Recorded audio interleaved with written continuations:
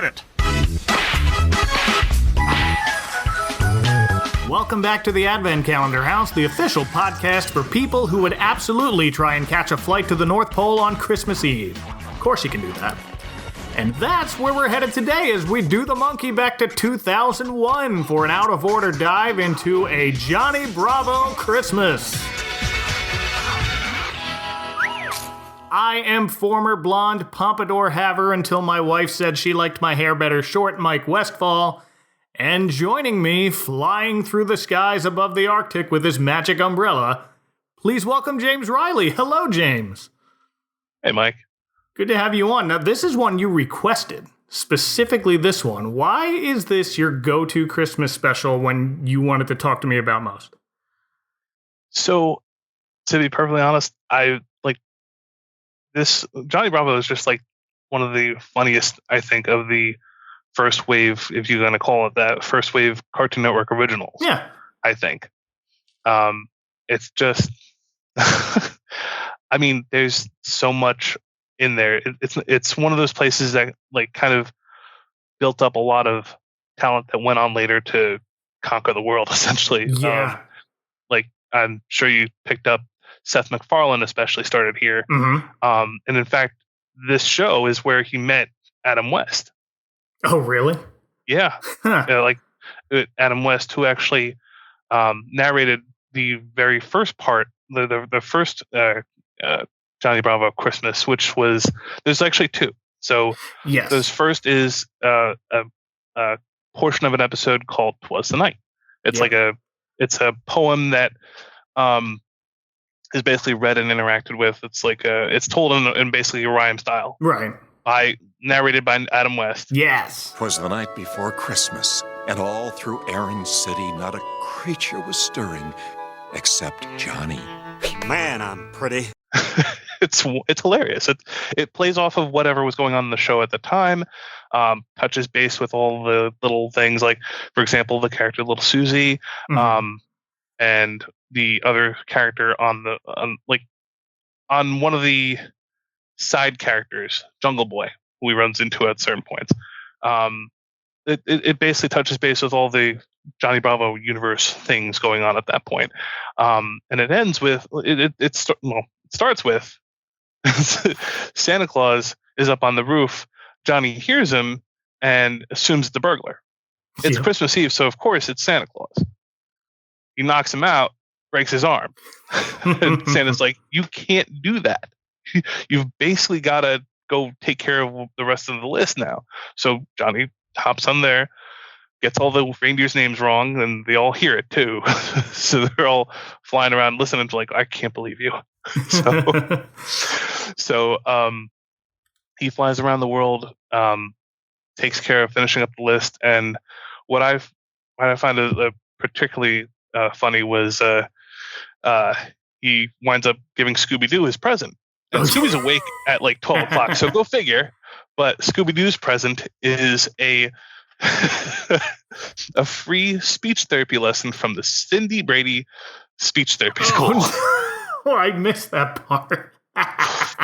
That was. I was just like, I don't believe this. Oh, so dear. it's one of those. But that's Johnny Bravo in general. If you sit there, it's one of those things that rewards like repeat watching. And I love that sort of thing. My siblings and I have watched this 1,000 times. We can like repeat it to you cold, honestly. And then, but yeah, the full Christmas special. The first one, "'Twas the Night," ends with Johnny getting his present, which is this set of boxing gloves. He's like, "Oh, this is pretty good," But there's a note in there from Santa Claus. It's like, basically round 2 is next year. Yeah. So that picks up near the end of the special, but we'll get to that, And it oddly enough, it actually "'Twas the Night" is aired in 97. And, right. The full Johnny Bravo Christmas didn't air till 2001. So that's a pretty long year right there. Yeah. So there's the continuity we're dealing with. Also, I will say that in that first "'Twas the Night" segment, we're mostly going to be talking about like the full-length Christmas special, but I did have it in my notes farther down, and I'll bring it up here. The good news for Johnny when he has to take over Santa's job is he probably lives on the West Coast, so Santa's more than 75% done by then. We really only see him making stops elsewhere in his own city and wherever Scooby-Doo lives, but after that, there's what? Alaska, Hawaii, the rest of the Pacific Islands, and that's it. He got off easy. Oh, yeah, absolutely. So, I also very quickly and very deeply embraced Cartoon Network when I first got it. I want to say 1996. This started in 97. So, quick history. This is Johnny Bravo was the second of Cartoon Network's cartoons to become a series in 1997 after Dexter's Laboratory. Johnny Bravo was created by Van Partible, who was one of only 2 cartoonists to get a job with Hanna-Barbera fresh out of college. The other was Seth MacFarlane. And Seth did his own submission for Cartoon, which if you watch it today, you can definitely see. Oh, yeah. It basically is Family Guy, but like okay for Cartoon Network. Right. It's a PG-rated Family Guy, but you can see the roots kind of set in. It's narrated by what eventually becomes Brian, and the character who eventually becomes Peter is there. But other than that, it's its own beast. But it's like watching that first South Park with Frosty, and it's super crude, but you can see kind of the beginning of an idea. Absolutely. Van Partible is currently directing an animated series starring Pete the Cat, the children's book character, not Disney's Pete. It's on Amazon Prime for those interested, but yeah, Johnny Bravo, I didn't really latch onto him as much as the other shows. Cartoon Planet was my favorite of that introductory bunch, no contest. Well, yeah, Cartoon Planet was like, that was, again, the, I guess, kid-friendly Space Ghost version. Well, it kind of, I don't know. I guess Space Ghost Coast to Coast was the more mature one, but Cartoon Planet added Brack, and everybody loves Brack. Watched a lot of Powerpuff Girls, watched a lot of Ed, Edd and Eddy, but I appreciate Johnny Bravo. Maybe related to him a little too much. Infatuated with my own hair, bad at talking to women, and would have absolutely forgotten to mail my mother's and my letters to Santa Claus until Christmas Eve, which is where we find ourselves in this special. Johnny seems to be, Johnny and his mother seem to be team, let's do Christmas decorations the day of, which I never got that. I mean, I have a very early faint memory of my parents maybe doing that, but what I'm really remembering is watching video recordings from 1984, and it's super dark, and the next thing after that video is Christmas morning. So maybe it was on Christmas Eve, maybe it was the week before. We'll never know. But no, the Christmases I remember, the latest they would decorate and put up the tree and everything is halfway through December. Yeah, no, my family, as I'm sure you picked up on from my ramblings on Twitter a lot, I'm sure, but we were homeschooled, so right. we basically made up the rules for when the seasons actually happened. Okay, that's helpful. We could have said, we could celebrate Independence Day all month of July, for example, but what we tended to do was say, okay, the entire month of October we prepare for Halloween. The entire month of November we wrap up our schoolwork and take care of like doing preparations for Thanksgiving. And we were all done our schoolwork, and Mom looked at basically like usually the week before Thanksgiving and said, you know what? Put the books away. We'll come back to this afterwards. And afterwards always tended to be around MLK. So for us, basically Christmas goes from Black Friday straight through till MLK. And it was just constant, we spent the first initial weekend, Black Friday, and through what is now Cyber Monday, to grabbing all the things out of storage, getting all the lights up, getting all the tree taken care of. We'd alternate some years back between the real tree and the artificial tree. We eventually, because some of my brothers and sisters tended to have allergic reactions to real trees, we eventually switched over to like artificial entirely. So. Yeah, that's what we do, because between my wife and I, we're allergic to everything outdoors. So we are firmly on Team Fake Tree for those reasons now. And I think that has a lot to do with more and more people starting to decorate early. You can't do that with a real tree. So that's where you would get those kind of middle to late December decorating. So I can understand that, but yeah, absolutely. You got a fake tree, you can get it out as soon as Halloween's over, but we don't do that. We wait until the week of Thanksgiving. We get the whole week of Thanksgiving off from school down here. So that's when we start to get in the Christmas mode and take everything out of the garage and start putting it up. And that gives us a little more time, so we're not just trying to rush through it on Thanksgiving weekend, which is nice. But yeah, it looks like there are still boxes of decorations out all over. They decorate. Well, first off, let's back up. A Johnny Bravo Christmas. This is a full-length 23-minute Christmas special that aired in between seasons 3 and 4 on December 7th, 2001. A date I double and triple checked because 30 seconds into it, Johnny, admiring himself in the mirror, calls the fire department and says, "Hello, fire department. I just called to let you know that I am the bomb and I'm about to blow up." Not even 3 months after 9/11 and we're doing bomb jokes. I know it was written before that. But it's Christmas Eve as this special opens, but it aired December 7th. It's the Pearl Harbor Day after 9/11, and we're doing bomb jokes. Exactly. Yeah. I didn't pick up on that until like 2 or 3 years ago when I'm watching it, and I'm like, wait, what? Did he actually say that? I mean, dude. But, But again, this was probably written way before. Oh, sure, absolutely. June, maybe, so nobody cared. And here's the part of the program where we gush over the sultry tones of Jeff Bennett as Johnny Bravo. Oh, Christmas gifts from Santa Claus, the kind you get for free. Oh, Christmas gifts, free Christmas gifts, all of them for me. How great it is to get free stuff. Free presents. Yeah, I mean, Jeff, that's one of those things that, like, as I've been watching, more, not only Johnny, but like definitely other cartoons and such.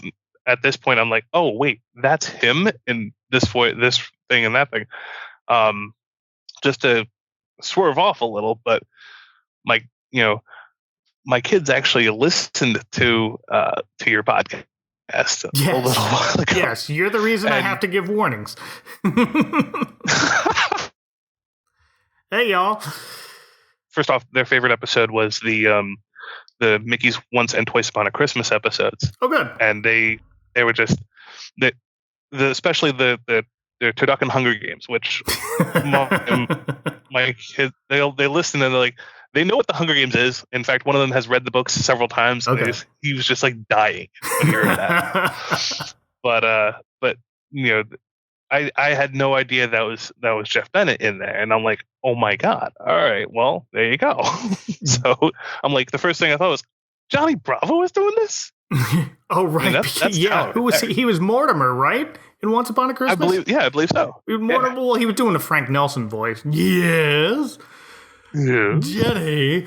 But I can't even do it. But Jeff Bennett's not one that I can recognize immediately. Not yet, anyway. Like, you can recognize a Rob Paulson impression. Cree Summer's a couple of voices in this special. I can immediately recognize Cree Summer.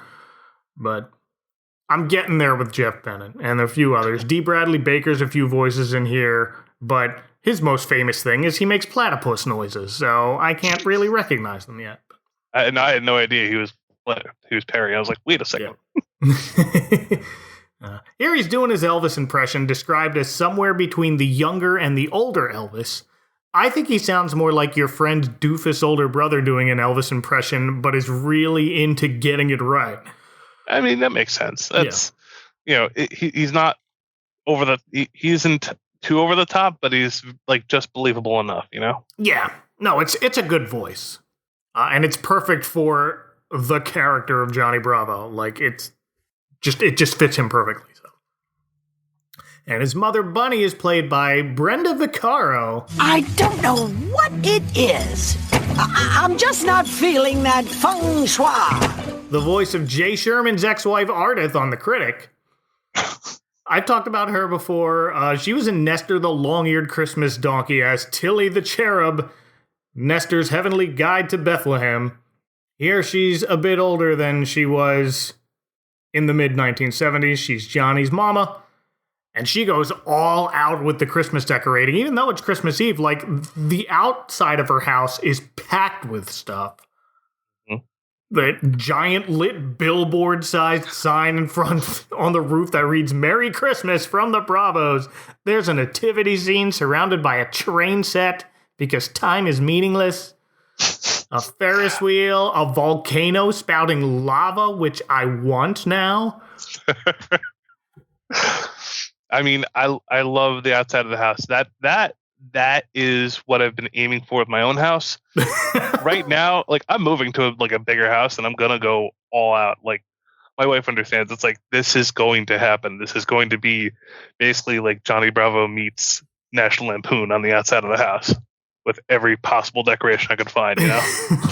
We actually decorate pretty sparsely, pretty modestly, but we're still building up. I don't think I'm going to get, or even want to get, anywhere near the Bravo household. I don't like inflatables. I like them on other people's lawns. I just don't want any on mine. But no, this is fantastic for their aesthetic, inside and out. Inside her house, she can't quite decide where to put the tree, so she calls for Johnny to help. She ultimately gives up for the time being and assigns Johnny the task of cleaning underneath the couch cushions, where he finds, among other things, loose change, naturally, a dog I don't think we've ever seen before. That's one of the Cree Summer voices. Finally! You people need to clean more. Yeah, I think that was just thrown in there for the heck of it to say, okay, you really got a messy house. Yeah. I don't remember ever seeing that dog before or after on that show. No. An uneaten hoagie, which he then eats. I mean, depending on... I'm not going to sit here and justify it because I would never do that myself. And if I found something that the first thing I'd do would be throw in the trash. But a guy like Johnny, he's in college, likely, or college age, or just after that.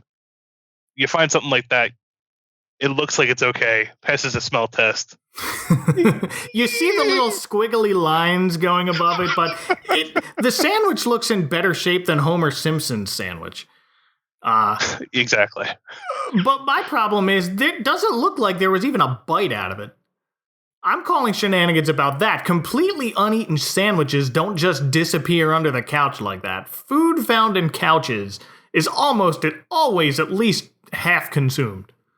Right, which makes sense also, because it's like, okay, if Johnny is around the age we think he is, he's not really going to be leaving food around. No, it's going to be like more of a food desert than anything else. Yeah, right. James, what's the worst thing you found under your couch or in your couch? Oh, I want to say, bugs. Yeah, definitely bugs. That's mine. Worst thing I found under my couch is an entire civilization of ants. That was a fun morning. Oh yeah. We found. I don't even remember what kind of bug it was, but we just like found it, and I was like, nope. Because I sat down, I'm like, what is this thing? Like, it feels like there's something on my arm. And it was like, it wasn't even a couch. It was like one of those like rocking, like regular big puffy chairs. Oh yeah. And I sat down, and I'm like, what's going on here? And I look over to the side of the thing, and there's like this whole like thing of, I might have been ants, but I'm looking, I'm like, oh my God. And I'm not kidding. I picked the thing up and I dragged it right out to the front of the house. I'm like, nope, this is done. You know what? Nature, you won. You took this one. You're all set. Free couch, nature. There you go. And lastly, in Johnny's couch, he finds his and Mama's undelivered letters to Santa, which he accidentally left there while watching an episode of I Am Woman, featuring Kung Fu chicks, weightlifting women, and the season's hottest looks. So it's off to the post office on Christmas Eve, and this isn't the first Christmas special that shows someone trying to snail mail a letter to Santa Claus on Christmas Eve from the United States. And it's not the last, but it's one of the few instances that sets realistic expectations about deadlines. You expect to send a letter to the North Pole by Christmas Eve night. You should also expect to be laughed at by your entire local post office. Absolutely. Hey, everybody! This guy thinks we can deliver his letters to Santa Claus by tonight! So I looked it up. What would you guess is the latest date you can ship something through U.S. mail and assure it's delivered by Christmas Eve? I would say December 15th. Okay, you're actually pretty close. It was, let's say, Santa's Workshop counts as very, very North Canada. In 2019, the absolute deadline to mail something from the continental United States to Canada and ensure an on-time Christmas Eve delivery was December 16th. So, wow. Yeah. Going through U.S. mail isn't happening. And sulking on the walk back home, he runs into his neighbor, little Susie. Look, kid, do you mind? I'm trying to think here. About what? I need to figure out a way to get my free presents from Santa. Why? Have you been naughty? No. Oh, I forgot to mail mine and Mama's letters to Santa Claus. Aw, man. How sad. Voiced by Mae Whitman, whom I don't think we've talked about yet. Do you recognize Mae Whitman from anything else? The voice, I know I've heard that voice other places. I've seen so many cartoons at this point that it's probably going to be a fog somewhere in there. Well, she's probably best known from Arrested Development, I want to say. Really? I didn't watch Parenthood, but she was in that. Yeah, she was George Michael's one girlfriend. Like the really, really religious one. Oh, gotcha. And because I have daughters, I know her best as the voice of Tinkerbell. But she was also April O'Neil in the Teenage Mutant Ninja Turtles reboot that started in 2012. Really? Yes. No, I watched that one. I never picked up on that. What the? That's seriously? That's well, she was a little older then. Oh yeah. She's early 30s now, I would say. Well, she's maybe 5 years older than Susie, right? I mean, yeah. She's supposed to be like a teenager, which what the hell, dude, guys? But here she's Johnny's obnoxiously cute neighbor who tries multiple times to tell him, hey, just email Santa. I know his email address. She says that a couple of times, and Johnny stops and goes, I know. Dramatic pause. I'll hand deliver them to Santa myself. Leave it to Johnny. I thought it was going to be one of those jokes where he repeats back what she just said, like it was his own idea. Yeah, I mean, that's what it played off of. Like, but of course, leave it to Johnny to find like the worst possible way to do something. Oh yeah, he comes up with worse ideas. Here I'm expecting, oh Smee, what a superb idea I've just had. But then it turns out Susie has Santa's address, not his post office box, but his home address. Makes a difference in this universe because no one can agree on whether Santa lives in a bustling polar village or in a single building in the middle of a frozen wasteland. And Susie agrees to give Johnny Santa's address on the condition that she gets to go with him. So it's off to the airport now, which apparently had 24 different departing flights to the North Pole. All but one of which has already left, which makes for a funny dramatic gag. But that's a lot of flights to any one place on Christmas Eve, let alone the North Pole, where Santa usually isn't on Christmas Eve. And I live in Orlando, and I think that's a lot. Yeah, I mean, do you think it's a hot tourist bucket list item to watch Santa leave on Christmas Eve? Maybe that's what people are doing? That's likely. I mean, I can't think of any other reason, because right after they look at the little gag with the screen, they pan to the entire airport full of people who are obviously going to be just as disappointed as Johnny. Yeah. because none of them are fitting on that plane. And you see like a wide gamut, like a lot of people. You've got like sailors, you've got all kinds of like. Well, are they in line for that flight, or are they just? Is that just a ticketing line? You know, they make it look like it is just the one line for that flight, but okay, it's possible they could just be going anywhere else. I don't know. It just, who knows? They're all trying to see Santa leave the North Pole. It's like people gathering at the start of the Tour de France. That'll be fun. So of course they decide to like sneak on. Yes. The worst possible way to do it. So they decide to sneak on and stow away via the magical baggage claim conveyor belt. And of course, we get the old behind-the-scenes look at the labyrinthian conveyor belt network that Toy Story 2 did it the year before this. And despite Johnny's hair sticking out of his suitcase, no one sees either of them among all the luggage dumped into the plane's cargo hold, where our heroes emerge from what were apparently the suitcases of Scooby-Doo's Fred and Velma. Did you catch that? Oh, yeah. It was a little longer than a blink and you'll miss it moment, but the hiding in a suitcase emerge in someone else's clothes joke. But they immediately have to run back into hiding as a security guard enters the cargo hold, having heard voices. They hide by taking the place of a lamp and an oscillating fan, and all we see is the guard point his flashlight at Johnny, turning his arm like a fan blade and blowing into the guard's face. I mean, there are a few things more ridiculous than that, because it's one thing like to see someone doing that and actually believe that they could be stupid enough, and I'm like, well, TSA. It's possible. Yeah, it works. Because he's a dumb guard, as pointed out by a random group of caged circus animals also stored in cargo, who helpfully heckle the guard out of the hold so our stowaways can safely come out of hiding. You so dumb, I bet you couldn't even pass a blood test. These animals aren't from some other episode, right? I tried to look it up, but I couldn't find them. No, I don't know where the heck these animals are from, and the shapes, the character drawings, and things like that. It looks like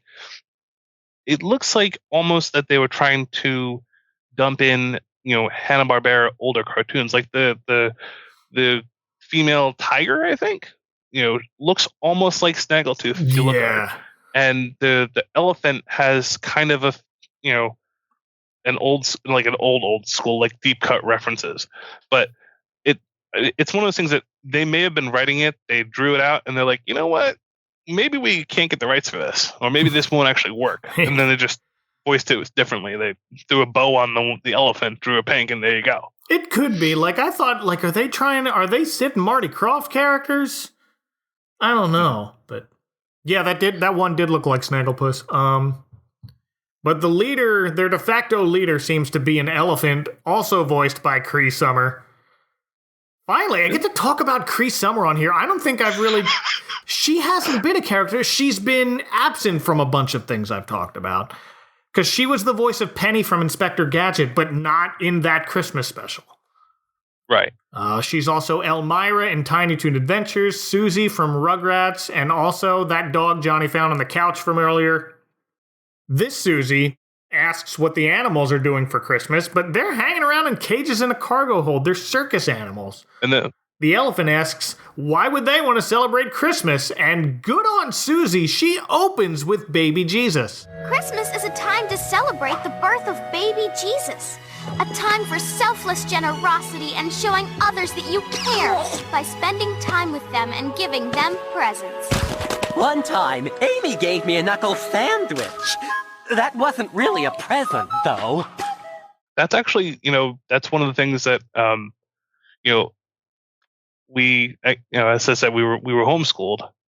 So, that was one of the things that, I guess got Mom to kind of back off when she was like, are you watching these cartoons constantly? And we're like, well, Mom, they for once actually reference baby Jesus. Are you okay? So, and she's like, oh, okay. I'm like, all right, there you go. Next. There it is. Was not expecting her to open with, like, even A Christmas Carol doesn't get into baby Jesus until Christmas Present with Tiny Tim. Oh, hey, remember that guy made the dumb speak?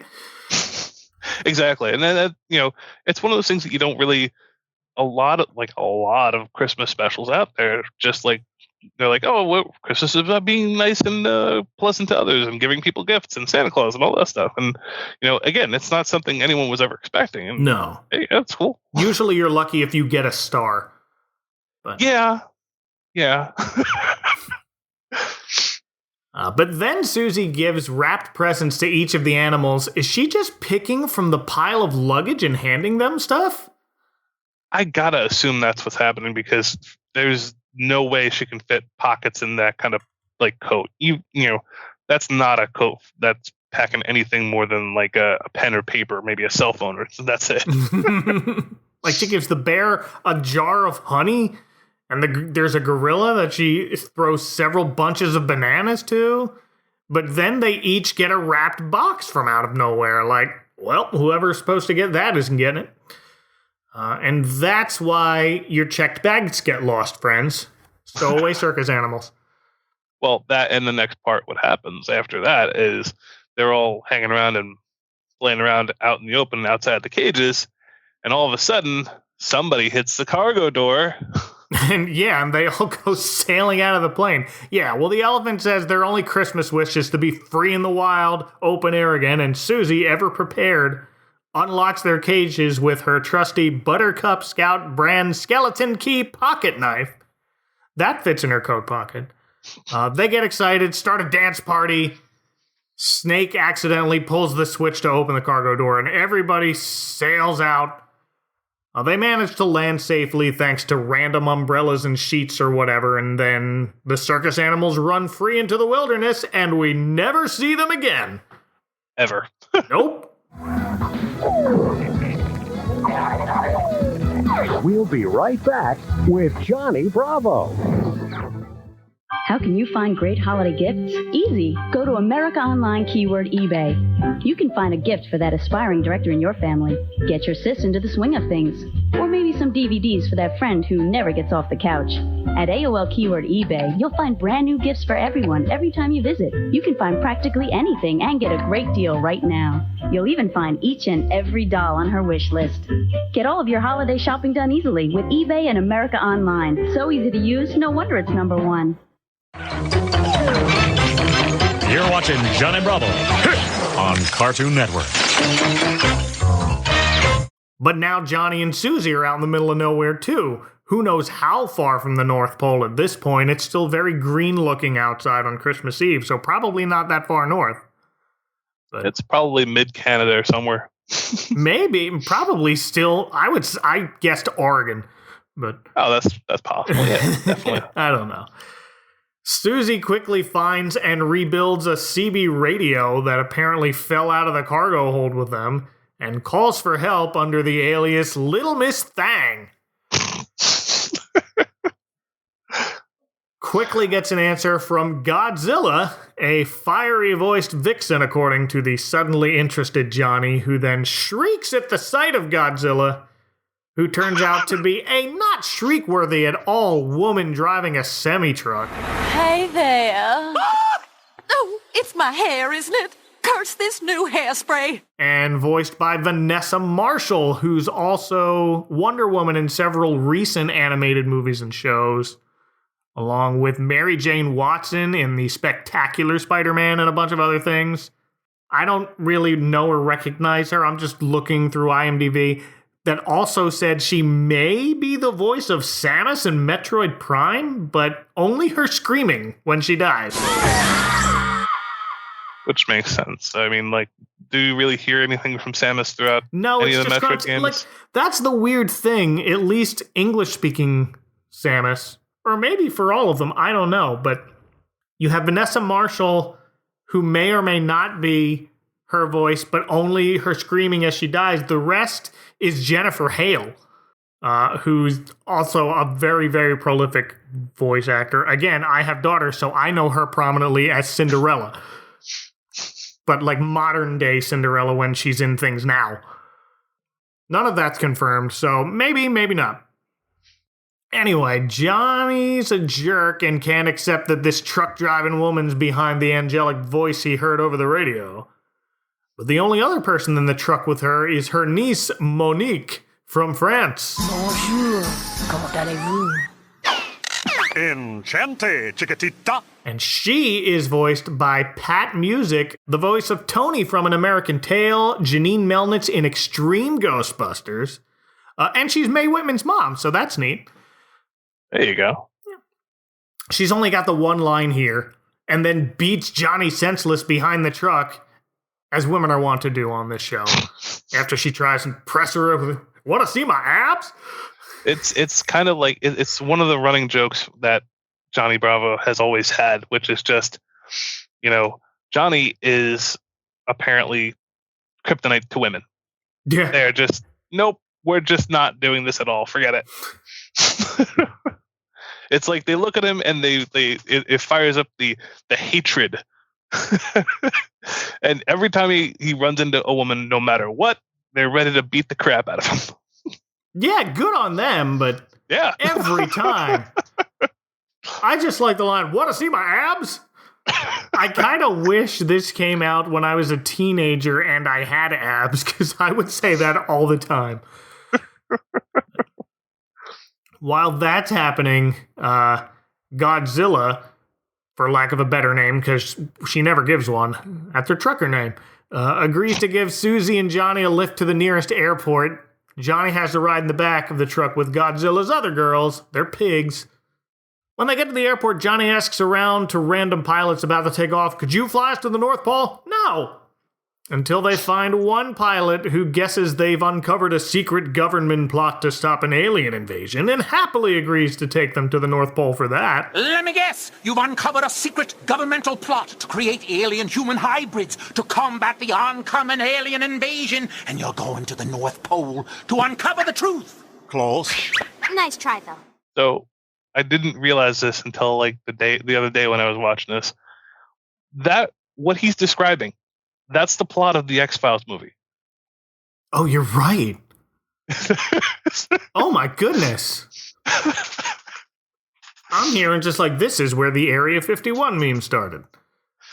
No, it's the X-Files movie. Well, now it's funny. Yeah. There you go.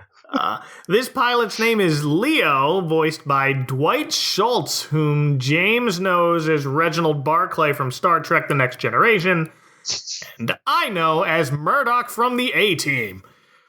That's Leo. Yep. He takes off in a very rundown plane and asks if the address Susie has lists a latitude or longitude. It doesn't, because it's from a cereal box top. And Johnny immediately concludes that it must be a fake address. But I'm thinking it's the North Pole. It's 90 degrees north. That's all you need. But who cares about that? Leo has just accidentally hit a man flying Mary Poppins style in the sky, and it's recurring Johnny Bravo celebrity voiced by his actual self, Donny Osmond. Hey, Johnny! How the heck are you? Great, Donnie. How the heck are you? Now, Johnny, don't you make me come over there and hug you. I don't know. Too late. You two know each other? Unfortunately. See, this is one of the things that I absolutely loved. I've watched this special with a number of people, and it does have a little bit of a lull period at some points, but this is when it starts to get absolutely wacky. Wait a second. Why is Donny Osmond pulling a Mary Poppins here? What's going on? Wait a second. Donny Osmond? Are we serious here? And again, it's a continuity thing. He's run into Donny Osmond before. Donny Osmond was his mother decided, I need to have a babysitter for you because I can't control you and I can't keep an eye on all the stuff you're doing. So she hires a nanny. Donny Osmond responds to the ad and takes him all over the place. And just like here, he's perpetually as happy as can be, an optimist. There's absolutely no way you can get him down at all, or any kind of sad or upset or anything else like that. So, and good on Donny Osmond, the actual Donny Osmond, to just be on board with all of this. He is the best sport. Sure seems like it. But that explains the Mary Poppins umbrella. I forgot about that. He was basically a nanny. Oh, yeah. And he asks what Johnny's doing up that way, but decides, let's all sing while we're talking. To which Susie happily obliges and serenades us with their mission to deliver Johnny's and his mama's letters to Santa in person. Why are you out here on Christmas Eve? Johnny forgot to mail his family's letters to Santa Claus, so we are here to deliver them. I am the pilot of this airplane, and I'm just along for the ride. The pilot joins in on the song and dance number, and oops, who's flying the plane now? And they're about to crash into a mountain, but Donnie reveals it's a cloaking device to hide Santa's village. Like Wakanda. Of course. Or Hogwarts, I guess, but going with Wakanda. There you go. So, that's what you tell your kids. Why? You look at a map, the North Pole looks like there's nothing there. It's Wakanda. It's cloaked. Sure. Fake mountain. So, plane's not going to crash into the fake mountain. Now it's going to crash into Santa's village. Oh no, but wait! A pair of tiny reindeer grab the plane by its wings and pull it to safety with their impossible reindeer muscles. And I thought about this, and I decided, well, they can pull a sleigh carrying Santa and the world's largest bag of stuff across the planet. Of course they're going to have the strength to stop a free-falling plane. So that tracks. Yeah. The plane crumbles to pieces, but everyone inside is okay, and just in time to catch Santa as he's loading up his sleigh. So, Santa's village is very green. It's a medieval brick wall castle, and the bricks are colored this very bright emerald green. Did that stand out to you at all? It did, and I figure it's one of those things that helps you distinguish. Here's the green and here's the red, with Santa Claus especially. But it's yeah. I mean, the elves, they're green and red too, so it's like, right. I mean, maybe it's a status thing. Well, at first I thought it reminded me of Castle Grayskull, but that wasn't quite right. Then I realized, Santa lives in the Wicked Witch's castle from The Wizard of Oz. Wow. Because that's like that same green. Yeah, no, I didn't realize that until now. Yeah. What the heck? And in the Oz universe, Santa lives in the Laughing Valley, which is south of Oz proper. That's true. There you go. Johnny Bravo and the Life and Adventures of Santa Claus are a shared universe now. It's canon. There you go. It's all in the snow globe. So Johnny zips up to him. Hey, Santa, it's me, Johnny, remember? I'm the one that beat you up last year because I thought you were a burglar. So that's a direct callback. That's what I like. This is all continuous. You don't really see a lot of that with cartoons of this type. No, it's usually like it's one and done. It's almost bottle episode-ish. An elastic universe, if you will. Yes, exactly. Mm-hmm. And Santa complies. He's like, oh, wait, I think I've got something here for you. He grabs like the biggest box we can find and socks him in the face. Yeah. Says he doesn't recall the events, but from the sound of it, you deserved it. Now, the voice of Santa in 'Twas the Night was Tom Bosley from Happy Days. Johnny, I'm angry. Of that there's no doubt. It's Christmas Eve, Pinhead, and Santa's now out. And they didn't get him back, and I was kind of sad about that, but at least they got another amazing Santa voice in Earl Bowen. Johnny, hold out your hand. No, I can't say I recall that incident, but from the sound of it, I think that was called for. Dr. Silverman from the Terminator movies. And another Trek alumni as well. Yes. And we've heard him as Santa before on this podcast. He was Santa in Pinky and the Brain's Christmas special. He's very good at Santa. Yeah, I like his Santa voice. I like it better than Frank Welker's. Yeah. Every time he's come up, I just haven't liked it. Frank has a gravelly voice. That's kind of I can't hear Frank and not think of like Optimus Prime. And that's... No, he's Megatron. Oh, that's right. A pox on my head. But no, I mean, it's a very... he does not come off like once you've heard it as one thing, it's like stuck in your head. Yeah. It's like how you can't picture Patrick Stewart as anything but Captain Picard now, even though he's been, 1,000 other roles. That's the only thing you're going to picture him as. Mhm. So, yeah, I can see that. Well, no, I'll give him Charles. But those two, that's it. Yeah, that's it. But he recognizes Susie and Leo and, Donnie Wahlberg from the New Kids on the Block.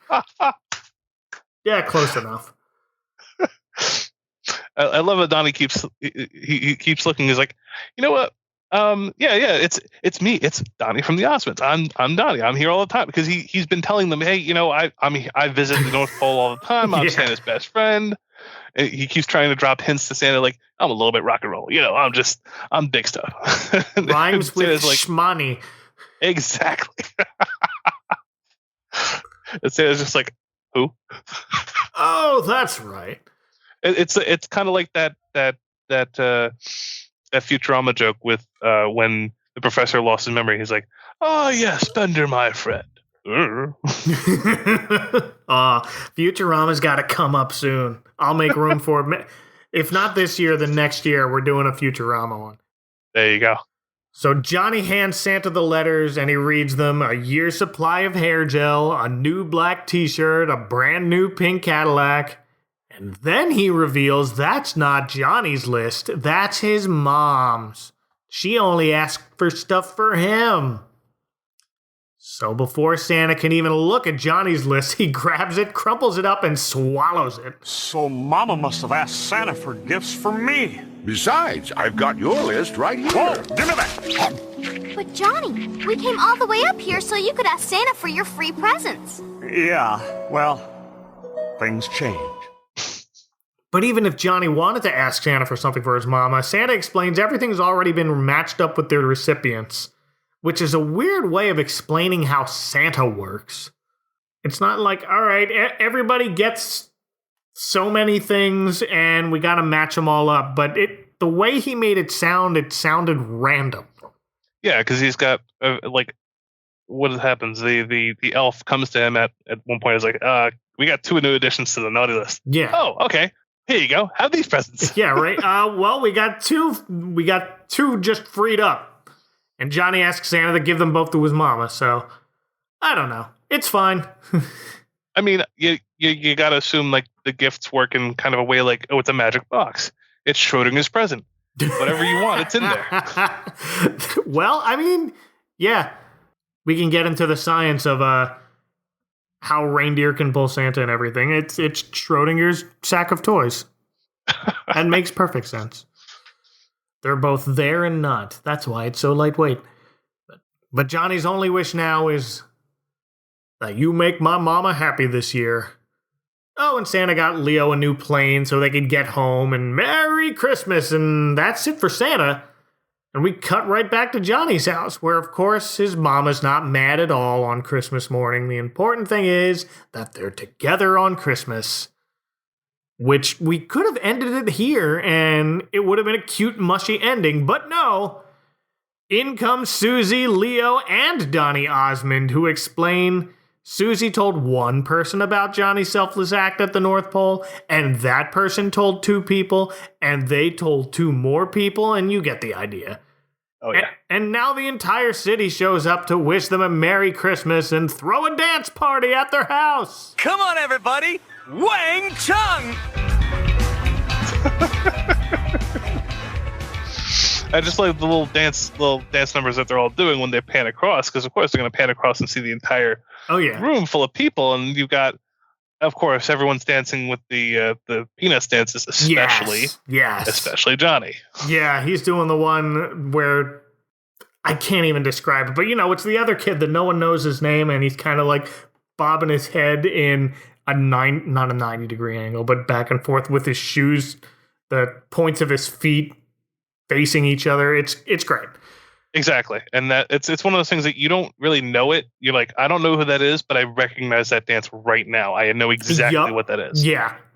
And his mama wishing he could if only he could find the girl who sees him the way she does, while someone he's trying to sweet talk him ties him into a bow, stuffs him into a giant stocking, and tosses him across the room.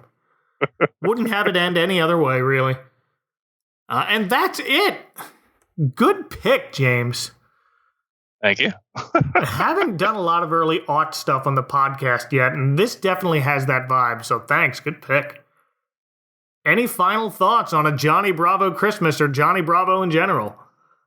So, one of the things that I really liked about both this and 'Twas the Night especially, all the callbacks that they've gotten here. Mm-hmm. But in 'Twas the Night, there's a little short sequence because Johnny looks and he's like, "Wait a second, where's that one with the red nose?" And they pull off this cutaway that is just hilarious because you've got Cobra soldiers who are supposed to be Cobra soldiers, I guess. Yeah. Like, come swarming in. They're like, "Get him! The Grinch says we got to take him alive. Don't shoot him." And of course, they're firing little Cobra guns, and of course, and who's firing back but Rudolph with his red nose? Like, "You'll never take me alive. Gotta get to Santa." Not tonight. And they finish that up with the two crossed wire shots, and Johnny's in the sky flying above them, completely oblivious to what's going on below him. So. Oh yeah. Well, James, if people want to attempt to send you something on Christmas Eve and expect you to get it that night, where can they find you on the internet? They can probably find me on Twitter. Handle is Your Buddy Spooky. Perfect. And thank you again for coming on, man. This was great.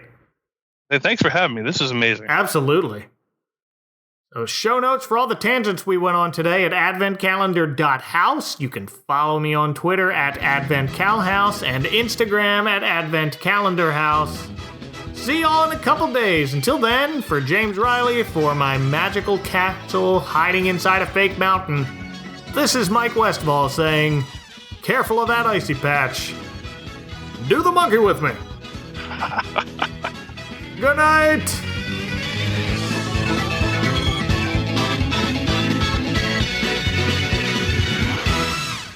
And now, these messages. Have you ever wondered why we sing and eat figgy pudding during the holidays? How does the butter letter from 11th century Rome create the perfect holiday dessert? Join me, Glenn Warren, on Seasons Eatings as we explore the history and origins of your favorite Christmas foods. So head on over to seasonseatingspodcast.com to subscribe on your podcast app of choice. If you enjoy pop culture past and present, then check out the Retro Network Podcast, or TRN Podcast for short. Hey, it's Jason here, and every Tuesday, Mickey and I react to pop culture headlines that we like to call recurrent events. Stuff like movie and TV reboots, new collectibles, and food. Oh man, we love talking food. Then it's on to our time machine discussion, where we pick a topic and reminisce about retro pop culture. Past topics have included old MTV Music Award shows, old toy catalogs, extinct snacks and drinks, time capsules based on a certain year, and random stuff like our favorite movie and TV cars, stores at the mall, and Nintendo versus Sega. So listen to TRN Podcast with Jason and Mickey every Tuesday. It's easy to find us. Just search the Retro Network Podcast channel in your favorite app and subscribe today. You'll also find some other retro shows in the feed on movies, comics, wrestling, and even some game shows with the Retro Network staff. So subscribe to the Retro Network Podcast channel and get the pop culture past and present that you crave. Next time on the Advent Calendar House. There'll be lots of presents and all the potato pancakes you can eat. You know, what good?